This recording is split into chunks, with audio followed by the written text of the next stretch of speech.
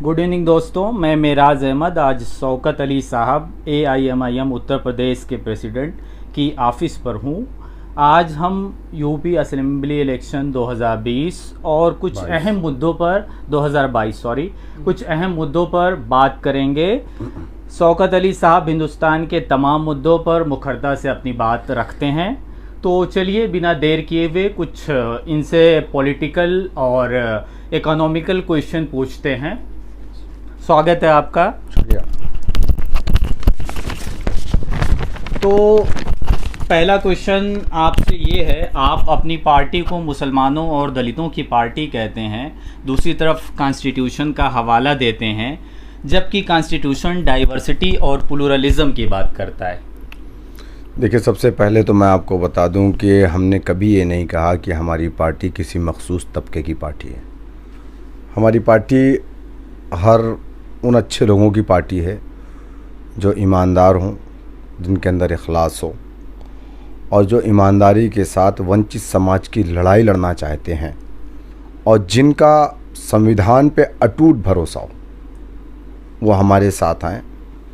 हम चाहते हैं कि उत्तर प्रदेश के अंदर जिस तरीके से नाम नहाद सेकुलर पार्टियों ने बड़ी बड़ी अपने मैनिफेस्टो बनाए और घोषणाएं की कि हम लोगों के लिए ये काम करेंगे, मुझे लगता है कि 70 सालों में तमाम नाम नहाद सेकुलर पार्टियों ने सिर्फ वादे किए हैं। जब देने की बात आई तो इन लोगों ने देने के कुछ नहीं। आज कंडीशन ये है कि पीने के लिए 70 सालों में इन लोगों ने साफ पानी तक नहीं दिया है। हमारा ताल्लुक़ हैदराबाद से है, हमारी पार्टी का वजूद हैदराबाद से है, हमारा केंद्रीय कार्यालय भी हैदराबाद में है। मैं आपसे कहूँगा कि आप एक मर्तबा हैदराबाद जाइए और हैदराबाद देख कर के आइए। आज हैदराबाद हिंदुस्तान के खूबसूरत शहरों में से एक शहर है। हैदराबाद का मुसलमान वहाँ पे माशी, सियासी और इक़्तिसादी हर एतबार से मजबूत है अदर स्टेट के मुसलमानों से। हाँ, ये ज़रूर है कि हमारी पार्टी मुसलमानों की और दबे कुचलों की बात करती है, और क्यों ना की जाए, क्योंकि हिंदुस्तान की तमाम सेकुलर पार्टियों ने, नाम नहाद सेकुलर पार्टियों ने मुसलमानों की बात सिर्फ इलेक्शन में की, लेकिन मुस्लिम इलाकों में डेवलपमेंट का कोई काम नहीं किया। आज मुसलमानों का आप लिटरेसी रेट अगर देखेंगे तो बहुत डाउन है। उसका ज़िम्मेदार कौन है? आप ये कह रहे हैं कि मुसलमानों और दलितों की एक पर्टिकुलर पार्टी नहीं है, मखसूस पार्टी नहीं है, लेकिन आपके नेशनल प्रेसिडेंट अक्सर पब्लिक मीटिंग में और स्टेटमेंट यही देते रहते हैं कि ये मुसलमानों और दलितों की ख़ास पार्टी है। नहीं, उन्होंने कभी ये नहीं कहा है कि ये ख़ास पार्टी है। आप उसको एक मर्तबा जिस वीडियो को आपने देखा है दोबारा देख लीजिएगा। हाँ, उन्होंने ये ज़रूर कहा है कि वंचित समाज, जो लोग अपने अधिकारों से वंचित हैं, वो तमाम लोगों के लिए मजलिस इत्तेहादुल मुस्लिमीन आवाज़ उठाती है, उठाती रहेगी और उनकी लड़ाई लड़ती रहेगी। हिंदुस्तान की पार्लियामेंट में हमारे लीडर जहाँ दलित की बात करते हैं तो मुसलमान की बात करते हैं, वहीं पर बैकवर्ड क्लास की भी बात करते हैं। तमाम हिंदुस्तान के अंदर जब भी नाइंसाफ़ी होती है, हम नाइंसाफ़ी के ख़िलाफ़ हमेशा हमारे लीडर और हमारी पार्टी आवाज़ उठाती है। चलिए हम आते हैं दूसरे क्वेश्चन पे। अपने ये पॉलिटिकल क्वेश्चन से हटकर थोड़ा सा एक इकोनॉमिकल क्वेश्चन हो गया, एक सोशल क्वेश्चन हो गया, जो लोगों के सरोकार और लोगों की भावनाओं से जुड़ा हुआ है। कोरोना की तैयारी जिस हिसाब से होनी चाहिए थी, क्या हुई है या नहीं? सेकेंड वेव में अनगिनत लोगों की जानें ऑक्सीजन और वेंटिलेटर की कमी से हुई है, इस पे आपकी क्या राय है? देखिए, उत्तर प्रदेश के अंदर 2017 के चुनाव में जिस तरीके से बीजेपी वादे करके आई थी हुकूमत में, 325 के आसपास इनके अराकीन असेंबली जीत करके आए, लेकिन सच्चाई तो ये है कि अपने एक भी वादे को बीजेपी ने पूरा नहीं किया। कोरोना की जो सेकेंड वेव आई उसमें बहुत बड़ा जानी नुकसान हुआ, लोग सड़कों पर मर गए, ऑक्सीजन के बगैर लोग अपनी गाड़ियों में मर गए, लोगों को अस्पताल में बेड नहीं मिली, वेंटिलेटर नहीं मिला, ऑक्सीजन अस्पतालों में सप्लाई नहीं हो पाई। तो कहीं ना कहीं गवर्नमेंट की ये बहुत बड़ी नाकामी रही, गवर्नमेंट फेल रही, दवाएं नहीं मिल पाई लोगों की, रेमडेसिविर इंजेक्शन के नाम पे काला बाजारी हुई, लूटा गया। जिनके पास पैसे थे, जिनके पास सोर्स था, उन लोगों ने तो अपना इलाज करवा लिया, लेकिन गरीब अपने घरों में मर गया, उसे दवा भी नहीं मिली। और इसकी अगर कोई ज़िम्मेदार है तो मौजूदा हुकूमत ज़िम्मेदार है। बिल्कुल बिल्कुल।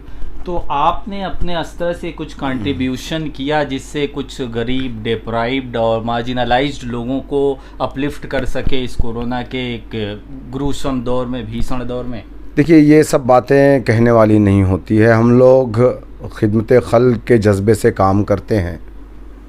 हम लोगों ने राशन बहुत ज़्यादा डिस्ट्रीब्यूट किए थे, जहाँ तक हो सका, जब तक ऑक्सीजन हम लोगों को मिल पाया हम लोगों ने वो भी अब काम पूरा किया।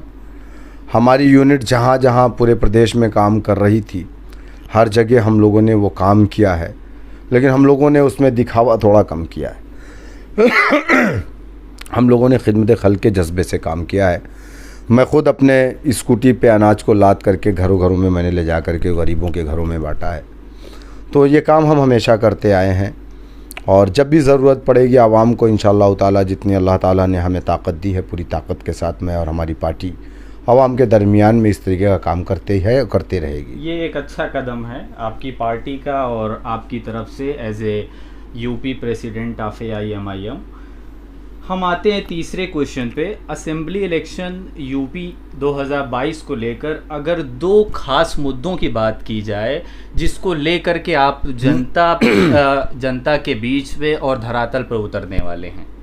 देखिए, एक पहला मुद्दा तो ये है कि दवाएं फ्री होनी चाहिए गरीबों के लिए, अस्पतालों आप प्रोवाइड कराएंगे? यस। दूसरी बात यह है कि ग्रेजुएशन तक शिक्षा फ्री होनी चाहिए। हम इसकी लड़ाई लड़ेंगे और हम हुकूमत में अगर आएंगे तो हम इसको फ्री करेंगे। अगर ओवरऑल कहा जाए तो एजुकेशन और मेडिसिन, स्वास्थ्य और एजुकेशन पे हम काम करेंगे। दो प्राइमरी मकसद रहेगा अगर आप इक़्तिदार में आए तो। जी हाँ। अब आते हैं चौथे क्वेश्चन पे। पेगासस स्पाईवेयर सॉफ्टवेयर जो अभी रिसेंटली एक पब्लिक डोमेन में आया हुआ है, इसमें करीब 40 जर्नलिस्ट और अपोजिशन के leader, human right activist government ने इसकी जासूसी कराई इस तरीके की। तो इस कदम को आप किस रूप में देखते हैं? क्या ये कहाँ तक सार्थक है? ये मौलिक अधिकारों का हनन है और इस तरीके से नहीं होना चाहिए। और बीजेपी की ये ख़ास आदत है। बीजेपी के जो नेता हैं आज के वक्त में, नरेंद्र मोदी जी का इतिहास रहा है, उन्होंने गुजरात के अंदर भी लड़कियों की भी जासूसी करवाई है। तो ये बीजेपी का इतिहास है और बीजेपी ऐसा करती है, और पिछली सरकारों ने भी ऐसा किया है। ऐसा नहीं है कि जासूसी आज एक कोई नई चीज़ है। फ़ोन टेप तो होते रहता है, हम लोगों के भी फ़ोन टेप पे लगे रहते हैं, और ये गलत है। लोगों की एक तरीके से मैं कहूँ कि ये जो फंडामेंटल राइट है, ये उसका हनन है। आप एक बहुत बड़ा एलिगेशन लगा रहे हैं रूलिंग पार्टी के प्राइम मिनिस्टर नरेंद्र मोदी पे कि वो लड़कियों की भी जासूसी करते हैं। क्या इसका कोई प्रमाण है आपके पास? नहीं, क्यों नहीं। इसके पहले आप देख लीजिए, उठा करके मीडिया की खबरों से मुझे मालूम पड़ा था, उन्होंने ऐसा करवाया था, अपने अधिकारियों से करवाया था। हम नेक्स्ट क्वेश्चन की तरफ बढ़ते हैं। लोगों के भीतर इस तरीके की भावनाएं हैं कि बीजेपी की बी टीम AIMIM है। एक तरीके से इनडायरेक्टली ये फ़ायदा ही पहुंचाती बीजेपी को, लेकिन AIMIM जो पार्टी है वो मुखर विरोधी है रूलिंग गवर्नमेंट की। आपकी इस पे क्या राय है? किस तरीके से आप इसको देखते हैं? देखिए, इल्ज़ाम MIM पर ही नहीं बल्कि जितनी भी मुस्लिम लीडरशिप वाली पार्टियां आज तक वजूद में आई, उस पर ये इल्ज़ाम लगे। और इल्ज़ाम लगाने की सिर्फ एक वजह है कि उसकी लीडरशिप मुसलमानों के हाथ में है। आम आदमी पार्टी उत्तर प्रदेश में चुनाव लड़ने आ रही है, उस पर इल्ज़ाम नहीं है। NCP चुनाव लड़ने आ रही उत्तर प्रदेश में, उस पर इल्ज़ाम नहीं है। आरजेडी चुनाव लड़ने आ रही है उस पर इल्ज़ाम नहीं है, टीएमसी चुनाव लड़ने आ रही है उस पर इल्ज़ाम नहीं है। तो इस तरीके के इल्ज़ाम अगर एमआईएम पर लग रहे हैं तो कोई नई बात नहीं है। कभी कांग्रेस ने भी मौलाना बदरुद्दीन अजमल साहब के ऊपर भी इल्ज़ाम लगाया था कि बीजेपी की बी टीम है, और इस मर्तबा के इलेक्शन में कांग्रेस ने उनसे अलायंस किया। हालांकि कांग्रेस के अंदर ही कांग्रेसियों ने विरोध भी किया था इस अलायंस का, लोगों ने नाज़ेबा कलमात भी कहे मौलाना बदरुद्दीन अजमल के बारे में। तो इस तरीके के इल्ज़ाम सिर्फ हमारे ऊपर इसलिए लगते हैं कि हमारी जो लीडरशिप है मुसलमान के हाथ में है, वरना किसी ने मुलायम सिंह को आज तक बीजेपी की बी टीम या बीजेपी का एजेंट नहीं कहा। जबकि खुले तौर से प्रेसिडेंट ऑफ इंडिया का जब इलेक्शन हो रहा था तो उसमें समाजवादी पार्टी ने क्रॉस वोटिंग की थी और बीजेपी के कैंडिडेट को वोट किया था। मुलायम सिंह यादव ने पार्लियामेंट के इलेक्शन से पहले जो आखिरी लोकसभा चली 2004 आखिरी वो क्या नाम है पार्लियामेंट का इजलास था, उसमें मुलायम सिंह यादव ने अपने मुंह से कहा था कि मेरी शुभकामनाएं नरेंद्र मोदी जी के साथ, और मैं चाहता हूं कि दोबारा वो इस सदन का हिस्सा बने, दोबारा वो चुन करके आए। तो शुभकामनाएं और दुआएं जो दे रहा है उसको लोग बीजेपी का एजेंट नहीं कहते। नरेंद्र मोदी जी दावत खाने मुलायम सिंह यादव के घर इटावा से ही आते हैं। हमारे लीडर की बेटी की शादी तो उसमें तो नरेंद्र मोदी नहीं आए थे। तो कौन है बीजेपी का करीब? और उत्तर प्रदेश में पार्लियामेंट का जो इलेक्शन हुआ 2019 में, हम उत्तर प्रदेश में एक सीट नहीं लड़े थे, मालूम है आपको? हम एक सीट नहीं लड़े उत्तर प्रदेश में पार्लियामेंट के 2019 के इलेक्शन में। पूरे हिंदुस्तान में हम 3 सीटों पे चुनाव लड़े। औरंगाबाद, वहाँ पर हम जीत करके आए। 22 साल बाद हमने वहाँ पर शिवसेना को हराया। अख्तरुल ईमान साहब हमारे प्रदेश अध्यक्ष बिहार के किशनगंज से चुनाव लड़े, वहाँ बीजेपी नहीं जीती। हम 3 लाख से ज़्यादा वोट वहाँ पर हासिल किए, लेकिन कांग्रेस जीती। पूरे बिहार में कांग्रेस एक सीट जीत करके आई, किशनगंज। और तीसरा हमारे बैरिस्टर असदुद्दीन ओवैसी साहब हमारे राष्ट्रीय अध्यक्ष जी 2,14,000 वोट से हैदराबाद में जीत करके आए। तो बाकी जो 540 के आसपास अगर बीजेपी जीत करके आई है हिंदुस्तान के अंदर, तो उसके जिम्मेदार हम हैं। इस तरीके की चीज़ें लोगों के अंदर हैं कि दिल्ली की अगर आप बात कहें, आप अक्सर एग्ज़ाम्पल के तौर पे देते हैं, और तेलंगाना की बात कहते हैं। जब ये सवाल पूछा जाता है कि बी टीम, तो वहाँ की जो सरकमस्टांसेस है, वहाँ की जो परिस्थितियाँ हैं, कंडीशंस है, वो दूसरी हैं। वहाँ के वोटर्स इतने अवेयर हैं, इतने लिटरेट हैं। आप यूपी में पोलराइजेशन उस तरीके से कर सकते हैं, लेकिन वहाँ एटलीस्ट वो पॉसिबल नहीं है। कि बिहार में हमने कामयाबी हासिल की जी। बिहार के अंदर हम 5 सीट पे तो आपने आरजेडी का काफ़ी वोट भी काटा। नहीं, आरजेडी ने हमसे अलायंस क्यों नहीं किया? फिर अगर आरजेडी के जो नेता हैं तेजस्वी यादव ने तो कभी ये नहीं कहा कि एमआईएम ने हमको नुकसान पहुंचाया। टॉप लीडरशिप बिहार की यही कहती है, जो एक्सपर्ट हैं, जो सेफोलॉजिस्ट हैं, जो इलेक्शन के एनालिसिस करते हैं, जो समीकरण बनाते हैं, अक्सर ये आता है पब्लिक डोमेन में। भाई, हम एक पॉलिटिकल पार्टी है ना, हम एक सियासी जमात हैं। पॉलिटिकल पार्टी का काम क्या है? क्या हम कव्वाली के प्रोग्राम तो करेंगे नहीं? क्यों? बिल्कुल बिल्कुल, बिल्कुल। तो या हम डांस प्रोग्राम करें आवाम को खुश करने के लिए, वो काम तो हमारा नहीं। जी। हम कोई एनजीओ तो नहीं है। जी। हम एक पॉलिटिकल पार्टी हैं। इलेक्शन कमीशन ऑफ इंडिया में हम रजिस्टर्ड हैं। हमारे 2 एमपी हैं, हमारे 14 एमएलए हैं जी। हमारे 50 से ज़्यादा कारपोरेटर हैं। 44 हैदराबाद में हैं, 32 हमारे उत्तर प्रदेश में हैं, हमारे चेयरमैन हैं। तो हमारा काम क्या है? इलेक्शन में पार्टिसिपेट करना। और हम इलेक्शन में पार्टिसिपेट करेंगे तो इससे हमारा लोकतंत्र मजबूत होगा जी। तो अगर किसी को इस बात को लेकर के तकलीफ है, आए बात करें। हम तो इस मर्तबा भागीदारी संकल्प मोर्चा का हिस्सा है। बिल्कुल। अभी आपने मुलायम सिंह यादव को नरेंद्र मोदी के साथ जोड़ा, और आप अभी जस्ट ये इलेक्शन में अलायंस भी करने जा रहे हैं। तो किस तरीके से आपका हारमोनी तालमेल बैठेगा? एक तरफ आप क्रिटिसाइज़ कर रहे हैं और दूसरी तरफ आप इनसे अलायंस कर रहे हैं, और शर्तों के साथ कि हमारा डिप्टी चीफ मिनिस्टर भी होना चाहिए। यस, आपने अभी जो बात कही है शर्तों के साथ। जी। मुसलमानों ने कभी हिस्सेदारी की बात नहीं की। बिला शर्त मुसलमानों ने समाजवादी पार्टी को वोट डाला। जी। लेकिन अब ऐसा नहीं होगा।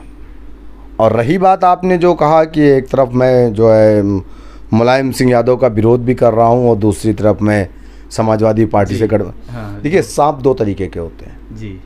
एक सांप जहरीला सांप होता है जो काट लेता है, आप मर जाते हैं। दूसरा सांप पानी में जो तैरता है ना, वो आपको काट लेगा, आप नहीं मरेंगे। तो ज़्यादा जहरीले सांप से कटवाने से बेहतर है कि कम जहरीले से आप। दूसरी चीज़, हम अपनी आइडियोलॉजी से हट करके नहीं जा सकते जी। हम पार्टी को जम करने की बात नहीं कर रहे हैं, पार्टी को विलय करने की बात नहीं कर रहे हैं, जी। हम तो बराबरी और हिस्सेदारी की बात कर रहे हैं। तो आपके कहने का मतलब ज़्यादा जहरीले हैं नरेंद्र मोदी या फिर रूलिंग पार्टी के साथ? अब मेरे कहने का क्या मतलब है वो आप समझ चुके हैं, अब उस पे जी जी जी। तो हम आते हैं अगले क्वेश्चन पे। ये क्वेश्चन काफ़ी लंबा हो गया।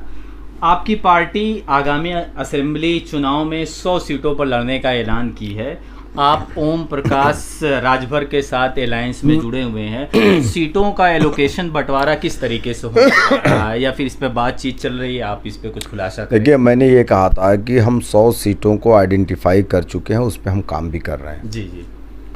और हम अपना जो हमारा ऑर्गेनाइजेशन है उसको हम बूथ तक मजबूत कर रहे हैं और उसको लेकर के लगातार मैं हर विधानसभा में जाकर के रिव्यू मीटिंग कर रहा हूँ। अपने ब्लॉक अध्यक्ष और ग्राम अध्यक्ष, वार्ड अध्यक्षों से मुलाकात भी कर रहा हूँ। जी। अब ये मोर्चा तय करेगा कि कितनी सीटें हमारे हिस्से में आएगी, उस पर हम लड़ेंगे चुनाव। ये ज़रूरी नहीं है, मैंने ये कहा कि मैं 100 सीटों पर चुनाव लड़ने की तैयारी कर रहा हूँ। अभी सीटों के एलोकेशन की बातचीत नहीं चल रही है ओम प्रकाश राजभर साहब से? नहीं, वो हम नहीं, हमारी बातचीत बिल्कुल चल रही है और हम लोग धीरे धीरे उन चीज़ों पर पहुंच रहे हैं और उसमें बहुत सारी चीज़ें हैं, मैं डिस्क्लोज़ नहीं कर सकता अभी कैमरे के सामने। जी। चलिए, जो चीज़ें डिस्क्लोज नहीं कर सकता हम उसमें ज़्यादा पेनिट्रेशन भी नहीं करेंगे आपको। तो चलते हैं हम अगले क्वेश्चन पे। पिछले असेंबली इलेक्शन 2017 की अगर बात की जाए तो आपने 38 सीटों पर चुनाव लड़ा और टोटल 2,05,332 वोट हासिल किया। आप एक तरीके से वोट कटवा के ही रूप में रह गए पिछले प्रीवियस इलेक्शन में। तो आपकी क्या कमियां थी जिसकी वजह से इतना ड्रॉबैक आपको फेस करना पड़ा पिछले इलेक्शन में, या फिर आप किस तरीके से इसमें अपलिफ्ट हो रहे हैं, सुधार करने जा रहे हैं? देखिए, काशीराम जी ने कहा था कि पहला इलेक्शन हारने के लिए, दूसरा इलेक्शन हराने के लिए, तीसरा इलेक्शन जीतने के लिए। 2014 में उत्तर प्रदेश के अंदर MIM ने अपना काम शुरू किया। 2016 में हम पहला इलेक्शन उत्तर प्रदेश में लड़े थे, उपचुनाव जी। फैज़ाबाद के ज़िले में बीकापुर विधानसभा में। वहाँ पर हमने 10,000 से ज़्यादा वोट हासिल किया था। एक दलित के बेटे को हमने चुनाव लड़ाया था। जी। हमारा वोट बीजेपी से मात्र 76 वोट कम था। जी। हाँ, और उसके बाद हम 2017 में इलेक्शन लड़े। जी। हम एक सीट पर रनर रहे, संभल में 60,000 से ज़्यादा वोट हमने हासिल किया। 2 सीटों पर हमने थर्ड पोल किया और बाकी हम कहीं पे 10,000, कहीं पे 8,000, कहीं से 5,000 वोट हम लोगों ने हासिल किया। तो सब मिला जुला करके मैं ये मानता हूँ कि पार्टी का परफॉर्मेंस ख़राब नहीं रहा बल्कि बेहतर रहा पहले इलेक्शन को लेकर के। जी हाँ, मैं उन चीज़ों से मायूस नहीं हूँ। और हमारे अंदर कमियाँ थी, हमारा ऑर्गेनाइजेशन उतना स्ट्रांग नहीं था, लेकिन 5 सालों से लगातार उसी 2017 के चुनाव के फ़ौरन बाद निकाय चुनाव हुआ था जी। हमने पूरे उत्तर प्रदेश में एक सीट पर अपना मेयर लड़ाया था, ये फिरोज़ाबाद। जी। फिरोज़ाबाद में हम रनर रहे। जी। समाजवादी पार्टी ने वहाँ पे थर्ड पोल किया था मेयर के चुनाव में। जी। सेकंड हम थे। रनर अप पे बीजेपी वहाँ चुनाव जीती। अगर समाजवादी वहाँ ना रहती तो बीजेपी चुनाव ना जीतती, MIM का मेयर बनता। जी। और 9 हमारे वहाँ पे कारपोरेटर जीत करके आए। और पूरे यूपी में हम 32 से 34 कारपोरेटर अपने जिताने में कामयाब हुए। डासना में हमारे चेयरमैन भी जीते, हाजी आरिफ साहब। जी। तो हम दिन पे दिन अल्हम्दुलिल्लाह हम जो है कामयाबियों की तरफ बढ़ रहे हैं उत्तर प्रदेश के अंदर।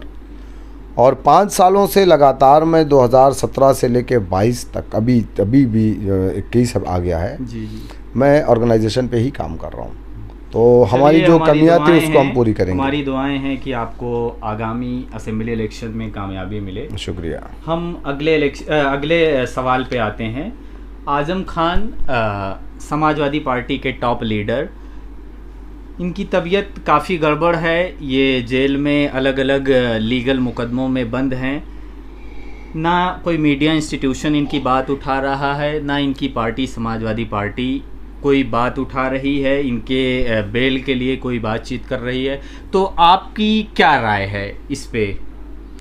देखिए, आज़म खान साहब एक वरिष्ठ नेता हैं, मैं उनकी बहुत इज़्ज़त करता हूं। हमारे बड़े भाई हैं। यकीनन उन्होंने कौम के लिए भी काम किया है। समाजवादी पार्टी को बनाने में बहुत अहम रोल रहा है आज़म खान साहब का। मुझे लगता है कि जिस वक्त समाजवादी पार्टी इन लोगों ने मिलकर के बनाया था, उस वक्त अखिलेश यादव अपने वालिद की गोदी में खेल रहे होंगे। लेकिन आज मुझे बहुत अफसोस के साथ कहना पड़ रहा है कि मैं जाता हूं, बहुत सारे शहरों में देखता हूं कि आज़म खान साहब का होर्डिंग पे भी फ़ोटो नहीं दिखता मुझे। ये अफसोस की बात है कि समाजवादी पार्टी ने उनको इग्नोर किया है। जी बिल्कुल बिल्कुल। और ऐसा नहीं करना चाहिए था। वो एक बड़े लीडर थे और यकीनन इसका बहुत बड़ा नुकसान समाजवादी पार्टी को आने वाले 2022 के इलेक्शन में उठाना पड़ेगा। आज़म खान का गुनाह ये था कि उन्होंने एक यूनिवर्सिटी बनाई थी। जी। कौम के लिए उन्होंने काम किया था और यही चीज़ बीजेपी को पसंद नहीं आई। जी। और कहीं ना कहीं बीजेपी के प्रेशर में समाजवादी पार्टी है, इसलिए खामोश है। बिल्कुल बिल्कुल। वो इसलिए आज़म खान के लिए आवाज़ नहीं उठा रही। अखिलेश यादव समाजवादी पार्टी के चीफ, उन्होंने छोटे दलों का एक तरीके से अलायंस के लिए ऑफ़र किया है। तो आपने अभी जस्ट, मैं हिंदुस्तान की रिपोर्ट पढ़ रहा था जस्ट प्रीवियस डे में ही, तो हमें मालूम हुआ कि आपने शर्त रखी है, ऐसा शर्त कि हम डिप्टी चीफ मिनिस्टर के साथ ही अलायंस करेंगे। अगर वो इस बात पे राज़ी नहीं होते तो आप अलायंस करेंगे या फिर क्या इरादा है आपका? देखिए, अलायंस का जहाँ तक मामला है, मेरा बयान थोड़ा सा दूसरे टाइप का था। वो एक अलग चीज़ है कि वो क्या आया। भाई मीडिया के सारे लोग मुझे फ़ोन कर रहे हैं। जी। मैंने ये कहा था कि हम भागीदारी संकल्प मोर्चा का हिस्सा हैं। अखिलेश यादव जी अगर अलायंस चाहते हैं तो भागीदारी संकल्प मोर्चा का दरवाज़ा ओपन है। जी। और रही बात मुसलमानों की, तो मुसलमान अब ताबेदारी नहीं बल्कि हिस्सेदारी की बात करेगा। और मैंने जैसा कि पहले कहा और अब भी कह रहा हूँ कि बिला शर्त हम कैसे, भाई कोई भी अलायंस, कोई भी पार्टी बिला शर्त नहीं करती है। जी। तो कम से कम अखिलेश यादव ये ऐलान करें कि हम मुसलमान डिप्टी सीएम तो बनाएंगे। जी। हाँ भाई, ओम प्रकाश राजभर जी ने भागीदारी संकल्प मोर्चा बनाया, जिस मोर्चे का हम हिस्सा हैं। उन्होंने तो बड़ा दिल दिखाया। उन्होंने कहा कि हम 5 साल में 5 चीफ मिनिस्टर बनाएंगे। जी। आज तक हिंदुस्तान की किसी पार्टी ने, किसी पार्टी ने, जिन पार्टियों ने मुसलमानों के वोटों की बदौलत 60 साल तक इख्तिदार की कुर्सियों पर बैठी रही, उन्होंने तो एक मर्तबा नहीं कहा कि हम मुसलमान को सीएम बनाएंगे। तो आप इसी शर्त पे अलायंस करेंगे कि अनटिल वो, देखिए शर्त पे अलायंस ये तो हमारा मोर्चा तय करेगा। जी जी जी। लेकिन हाँ, मैं इतना ज़रूर कहूँगा कि हम इससे कम पे मानने को तैयार नहीं हैं। जी। तो चलते हैं हम नेक्स्ट क्वेश्चन की तरफ। आप कैंडिडेट का सिलेक्शन किस तरीके से करने जा रहे हैं और कितने नॉन मुस्लिम को सीट देने जा रहे हैं? देखिए, हमारा आवेदन हमारे ऑफिस पे उपलब्ध है जी। और लगभग अब तक 100 के आसपास आवेदन भी आ चुके हैं। एक विधानसभा से 4-4, 5-5 लोगों ने अप्लाई किया है। जी। और उसमें कोई शर्त नहीं है हिंदू, मुसलमान, बैकवर्ड या दलित की। हर कोई आवेदन कर सकता है। बेहतर कैंडिडेट होगा उसको हम चुनाव लड़ाएंगे। हम क्रिमिनल को टिकट नहीं देंगे।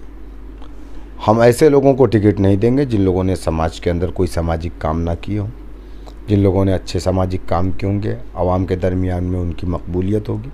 हम ऐसे अच्छे व्यक्ति को टिकट देंगे। चलिए, आप दागदार छवि वाले लोगों को टिकट नहीं देंगे, ये आपकी पार्टी का स्टैंड है। नेक्स्ट क्वेश्चन की तरफ हम बढ़ते हैं। आपके पॉलिटिकल कैरियर के बारे में हम कुछ सवाल पूछ रहे हैं कि आपने अपना पॉलिटिकल कैरियर किस तरीके से शुरू किया?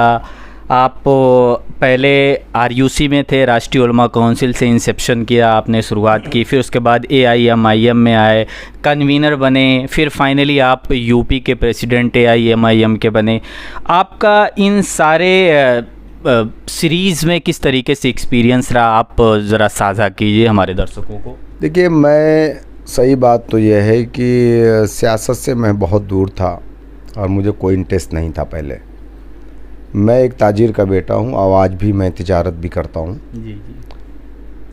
लेकिन 2008 में बटला हाउस के अंदर 2 इनकाउंटर हुए, साजिदा और आतिफ, जो हमारे ज़िले संजरपुर, चूँकि मैं आज़मगढ़ ज़िले से ताल्लुक़ मेरा है, संजरपुर के रहने वाले थे, उन्हें मार दिया गया और वो फ़र्ज़ी इनकाउंटर था। आज भी मैं ये बात कह रहा हूँ कि वो फ़र्ज़ी इनकाउंटर था। उस वक्त हमारे ज़िले में हमारे जो दानिश्वर तबका था, उलमाए कराम इकट्ठा हुए, उन्होंने एक गैर सियासी तंजीम बनाई जिसका नाम उलमा काउंसिल रखा। हम लोग भी जज्बाती तौर से उस तंजीम से जुड़े और जो भी हमसे हो सका हम लोगों ने फाइनेंस भी किया, पैसे भी दिए हम लोगों ने। और हमने लोगों को यहाँ से जो भी प्रोग्राम, चाहे वो लखनऊ के अंदर हुए, चाहे दिल्ली जंतर मंतर पे हुए, हम लोगों ने हर तरीके से योगदान दिया उसमें। लेकिन फिर भी हम फ्रंट पे नहीं आते थे। कुछ ही दिन बाद इस गैर सियासी दल ने जो है सियासी रूप ले लिया। मौलाना आमिर इरशादी साहब हमारे मोहतरम हैं, मैं आज भी उनका एहतराम करता हूँ। उन्होंने उसको एक सियासी पार्टी बनाने का ऐलान किया और वो उसके वो राष्ट्रीय अध्यक्ष बने। तो हम लोग जिस तरीके से सपोर्ट करते थे उसी तरीके से सपोर्ट रहे और मेरा भी मानना था नहीं, जमहूरियत में सबसे बड़ी ताकत सियासत की होती है। बिल्कुल। गैर सियासी दल तो हिंदुस्तान में बहुत सारे हैं, जमीयत उलमा भी है, जमात इस्लामी भी है, सारे लोग एक प्रेशर ग्रुप के तौर पे काम करते हैं। लेकिन जब तक हमारी नुमाइंदगी ऐवानों में नहीं होगी, जब तक हमारी आवाज़ का कोई मतलब नहीं होगा। आप सड़कों पे चिल्ला करके मर जाएंगे, कोई आपकी आवाज़ सुनने वाला नहीं। तो बहर अब हम उससे जुड़ गए। मैं उस पार्टी से इलेक्शन भी लड़ा, विधानसभा का भी इलेक्शन लड़ा, 9-10 हज़ार वोट में पाया था विधानसभा में। मैं ज़िला पंचायत का भी इलेक्शन लड़ा, 3400 वोट पा करके हार गया मैं। बहर लेकिन हम जो है पार्टी से जुड़े रहे, काम करते रहे। कुछ इख्तलाफात की वजह से मैं पार्टी से दूर हो गया। उसके बाद उसी दरमियान में मैंने एक यूट्यूब पर बैरिस्टर असदुद्दीन ओवैसी साहब की पार्लियामेंट की स्पीच को सुना, जिसमें उन्होंने बटला हाउस इनकाउंटर का जिक्र किया और वहाँ पे डिमांड उन्होंने की कि इसकी जांच होनी चाहिए। यूपीए की सरकार थी। तो उस वीडियो को देखने के बाद मुझे ऐसा लगा कि नहीं, हम आज़मगढ़ के ही लोग नहीं बल्कि हैदराबाद में बैठा हुआ भी एक शख्स ऐसा है जिसे हम नहीं जानते, वो हमें नहीं जानता, लेकिन वो हिंदुस्तान की पार्लियामेंट में हमारी आवाज़ बन करके बोल रहा है। तो हम लोगों ने मिलने की कोशिश की। हमारे रिश्तेदार हैदराबाद में रहते हैं। मैंने उनको फ़ोन किया, वहाँ से दारुस्सलाम का नंबर लिया, फ़ोन पे मैंने बात की, हमने अपॉइंटमेंट लिया। फिर मैंने जा कर के वहाँ पे दारुस्सलाम में उनसे मुलाकात की। उन्होंने कहा कि आप दोबारा हमसे मिलिए। फिर हमने दिल्ली में एक डेलीगेशन में अपनी गाड़ी से दिल्ली गया, अपने 4-5 साथियों को लेकर के। दिल्ली में हमने मुलाकात की। फिर इस तरीके से हम लोग उत्तर प्रदेश के अंदर एमआईएम की बुनियाद रखे और बहुत सारे हमारे साथी उस वक्त के हमारे साथ आज नहीं हैं, चले गए, उनके अपने मामलात थे। किसी बातों को लेकर के उनको मुझसे इख्तलाफ था, लेकिन मैं जिस रास्ते पर था मैं आज भी उसी रास्ते पर हूँ। मैं चूँकि एमआईएम को लाने में मेरी मुख्य भूमिका थी, मैं इस परचम को नहीं छोड़ सकता था। और मैं पूरे प्रदेश में आज लगभग 4 लाख किलोमीटर तक मैं एमआईएम के संगठन के लिए दौड़ करके काम कर रहा हूँ, अब तक चल चुका हूँ। तो इंशाअल्लाह ताला देखेंगे 2022 में अल्लाह ने चाहा तो कामयाबी मिलेगी। तो 2022 में अगर कुछ सीटें मिलती हैं आपको, तो आपकी प्रायोरिटी क्या रहेगी? किस तरीके के सेक्टर में आप प्राइमरीली काम करना चाहेंगे खास तौर? देखिए, वो हम लोग कर रहे हैं जी, वो हम लोग कर रहे हैं। वो आज जीतने के बाद आप हम लोगों ने सीटों को आइडेंटिफाई कर लिया है। जी, हाँ, वो हम लोगों ने हम पॉकेट बना चुके हैं। जी, जीतने के बाद हम कह रहे हैं कि किस तरीके के काम में आपकी ज़्यादा प्रायोरिटी रहेगी? हमने आपको बता दिया ना जी। हमने आपको बता दिया कि हम उत्तर प्रदेश के विधानसभा के अंदर अगर जाएंगे, जी, अगर हमारी सरकार बनती है या गठबंधन की सरकार बनती है, अगर भागीदारी संकल्प मोर्चा उस गठबंधन का हिस्सा होगा जो सरकार बनेगी, जी, तो MIM पार्टी भी अपनी तरफ से ये मांग रखेगी कि यहाँ पर युवाओं को नौकरी मिलनी चाहिए, जी, अस्पताल के अंदर स्वास्थ्य के लिए अच्छा इंतज़ाम, दवाएं होनी चाहिए, ऑक्सीजन होना चाहिए, कोई रोड पे ना मरे, कोई गरीब बगैर इलाज के ना मर जाए, जी, और कम से कम बच्चे जो आज भी उत्तर प्रदेश के अंदर आप देखिए जा कर के प्राइमरी स्कूलों में जी, क्या पोजीशन है, कहीं छत गिर रही है, पंखे नहीं है, जी। आज भी बच्चे टाट पट्टी पर बैठ कर के पढ़ रहे हैं, बिल्कुल, आज स्कूलों में टेबल बेंच नहीं है। बिल्कुल, तो हम इसके लिए काम करेंगे, जी। हम ग्रेजुएशन तक फ्री तालीम की, फ्री एजुकेशन की बात करेंगे। जी, हमारी कोशिश रहेगी कि जो भी सरकार बनेगी, हमारी सरकार बनेगी तो कोई बात ही नहीं है, हम तो इस पे काम पहले कह चुके हैं और हम इस पे काम करेंगे। किसी दूसरे की भी सरकार बनती है, हम इसके लिए लड़ाई लड़ेंगे। बहुत बहुत शुक्रिया आप इंटरव्यू देने के लिए, हमारे सवालों का जवाब देने के लिए। ये थे हमारे साथ AIMIM के चीफ, उत्तर प्रदेश के प्रेसिडेंट शौकत अली साहब, जिनसे हम कुछ सवालात पूछ रहे थे। शुक्रिया आज के लिए।